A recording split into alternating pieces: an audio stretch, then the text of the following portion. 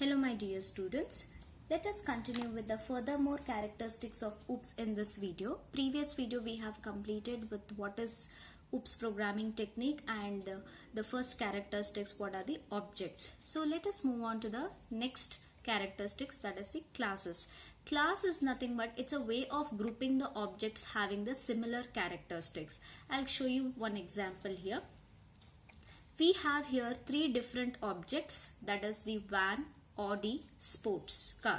Okay, all these are the three different objects, but they do have the common characteristics among them, like fields, the number of wheels in it, and then the price, model, okay, and then their speed limit. So it might be having certain characteristics which are common in them. So these such kinds of objects that share the common characteristics can be included in under a single unit known as the class. I hope you are understanding.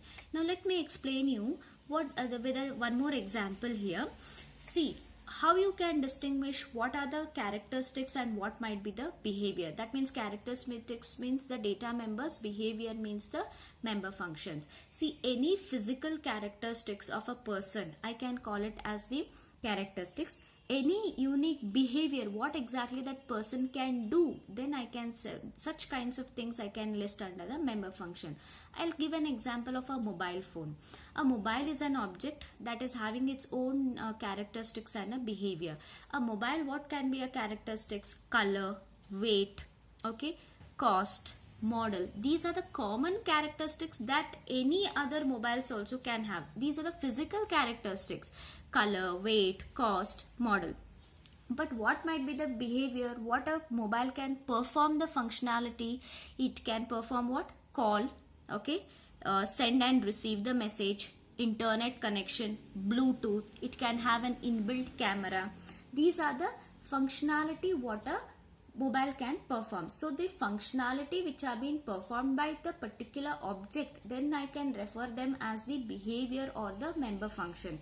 Any physical characteristics like color, weight, height, model, cost and all, those I can refer it as the data members or the characteristics. At least now you are able to understand. Similar way, these three objects are having the common characteristics among them, like the number of wheels in them, okay, color, price, model, okay, they are having the same kind of characteristics to which are being enclosed in a single unit called as the class. Similar way, I have three different objects here. Look at here.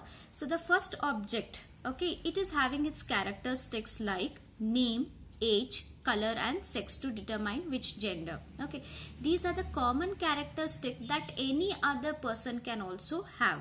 So his name is John here, his age is 12, color fair, sex is male.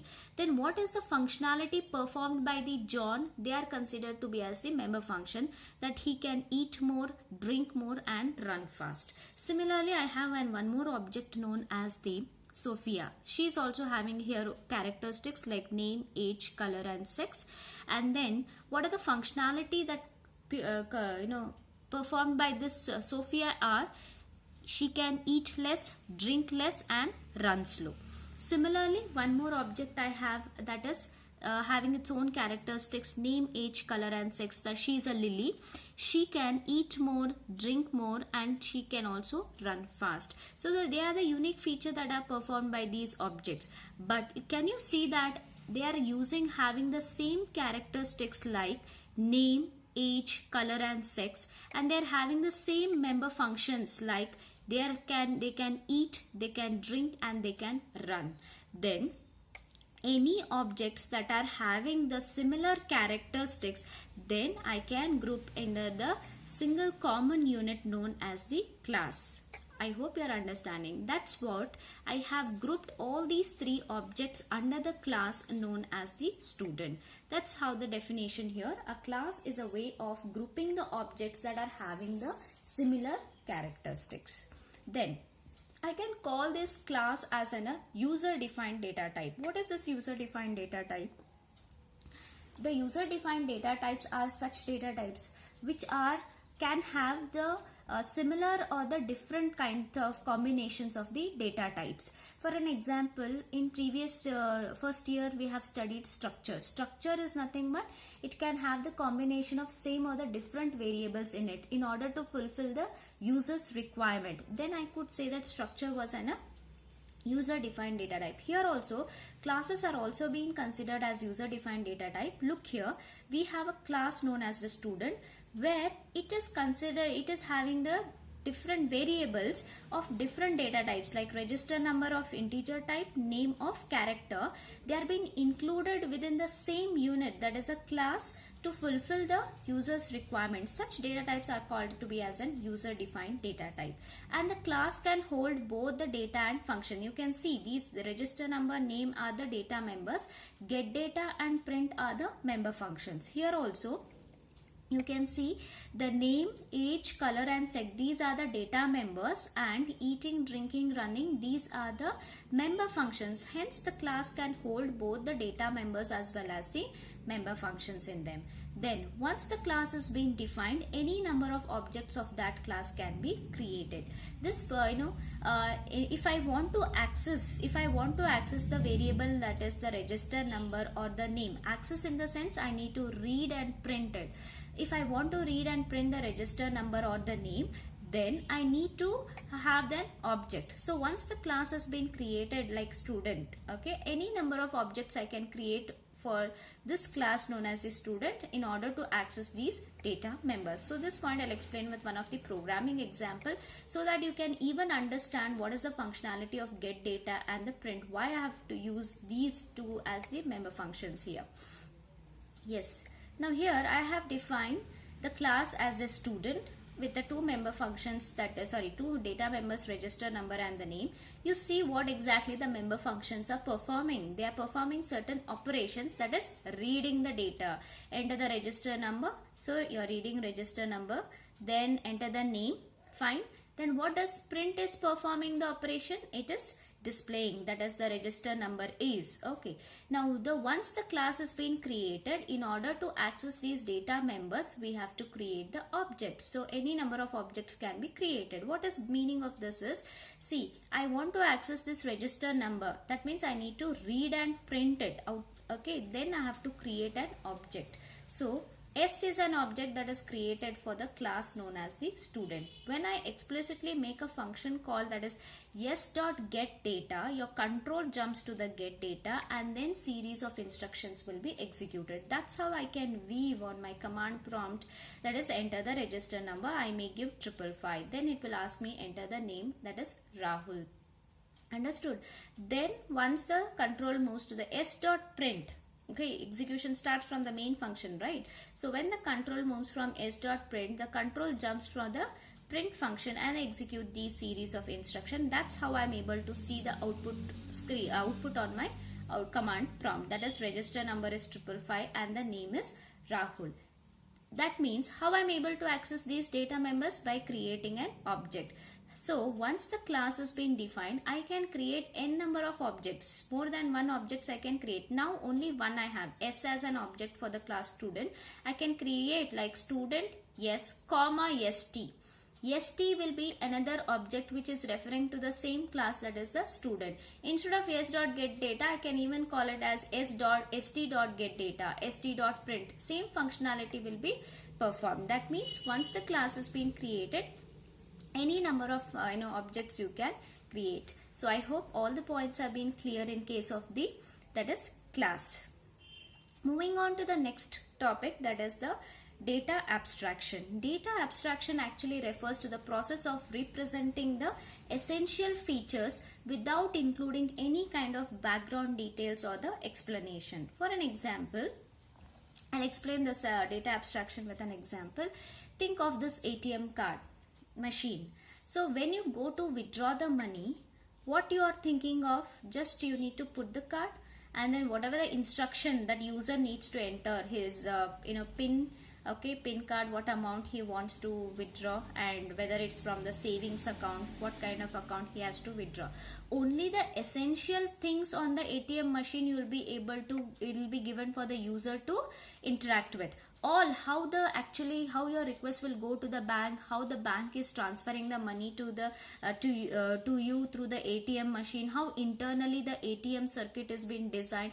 All these things are being completely hidden from the user. Such kind of property is nothing but the data abstraction. Data abstraction, it is a process for presenting the only essential things to the user by hiding the background details or the explanation. One more example I can give for the data abstraction, that is, let us consider the example of mobile phone. So which has the attributes like the Bluetooth, and it also has an inbuilt camera in it.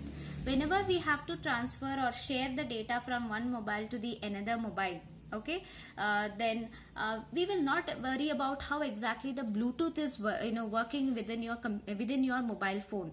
Neither we will see how the circuit inside your mobile phone is being designed. We are only interested in using the mobile phone and its features. So therefore it is required to know how to operate your mobile phone and how to use the features which are available within the mobile phone without knowing any background details of your mobile. This kind of characteristics is said to be as the data abstraction. So any applications or the software which are being developed through the OOPS concept, they will show only the essential features to the user, and it will hide all the background details, how it is working. That's how the data abstraction works. Moving on to the next one, that is the data encapsulation, which is one more interesting characteristics of the OOPS. So this data encapsulation, it will actually combines both the data and the functions into a single unit known as the class. Okay, data encapsulation is nothing but it is having the ability to combine both the data and the functions into a single unit known as the class. Here I can show you in this program. Here I have combined both the data members as well as the member functions into a single unit known as the class, that is the student. So this concept is nothing but the data encapsulation.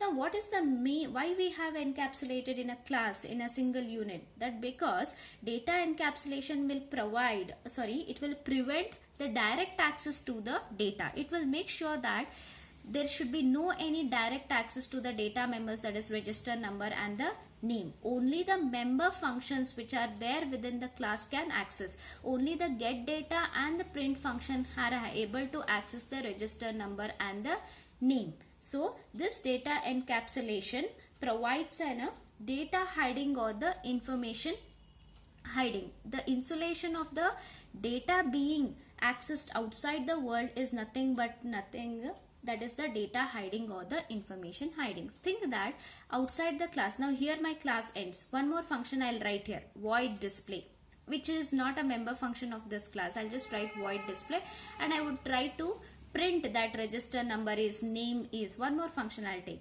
Then the compiler will give an error to me saying that display is not a member function of the class, that is student. That means data encapsulation will provide you one more property, that is data hiding or the information hiding, so that the data members of this data members shouldn't be accessed outside the class. Only the member functions can access them. So this was all about the data encapsulation, or the data hiding and the information hiding. Look here in this image, another example. See, this abstraction is what? Representing the only essential features to the user. So this is a mobile device, only the essential features it is displaying to the user, and it is completely hiding how the mobile circuit has been designed. This process is nothing but abstraction. And what is the process of encapsulation? This is the data, right? This is the data. And the member functions, what all actions to be performed, it is in behind. So all the data members and member functions are being encapsulated in a single unit known as the mobile. That is nothing but encapsulation. Another easy real-time examples is about the car. The abstraction is what? Only to the user on his display, like what is the speed, what is the fuel limit he's having, how much fuel is left out, okay, what are the direction, whether any door is opened or no. Such the information is being displayed on his speedometer or the engine at the driver's seat. So that is nothing but abstraction. It is providing the essential features to the user. Okay, by hiding how engine was being designed, how it is connected, it is not showing to the user. Only what are the display details should be there for the driver to know. Only those things it is providing the information. That is abstraction. What is encapsulation? Encapsulation, all the circuit and the functionality of the car which is provided, everything is, it has been encapsulated into a single unit known as the car. So encapsulation and the abstractions are interrelated with each other. So this was all about the abstraction and the encapsulation. Now let us move on to the next topic, that is the inheritance. Inheritance is nothing but the process of forming a new class from the existing class is known as the inheritance. Here I am forming a class B from the class A which has already been existing. This process is nothing but inheritance. The process of framing a new class. The class B is being formed newly by the existing class known as class A. This process is nothing but the inheritance. Example I can give, father and the child. The child is being derived from the father. So a new class, child class, is being formed by the usage of existing class known as the father. Then this process is known as the inheritance. The objects of one class can acquire the properties of another class through the inheritance. That means, think that class A is a father who is a singer. Think that a child class which is being derived from the father class, he's a child class. So this child class can inherit the properties of the father. So this child class can also sing, plus an additional features also you can include in this derived class, that he can also dance. Okay, so this child class can inherit the properties of the base class also, plus he can also have an additional features into him. Okay, then the existing class is known as the base class and the new class is known as the derived class. Okay, the derived class can share some of the properties of the base class. That means I said the singer, father is a singer, means even the child can able to sing. That means the child is inheriting the properties of the base class. Code from the base class can be reused by the derived class. Fine. New class may combine the features from the two different base class to. Here the new class is actually sharing the features of only one class. Instead of this, the new class can even share the features of two different base class. One more base class also can be there. Through that also it can share the properties. Think that a father class is there and a mother class, and then the child class.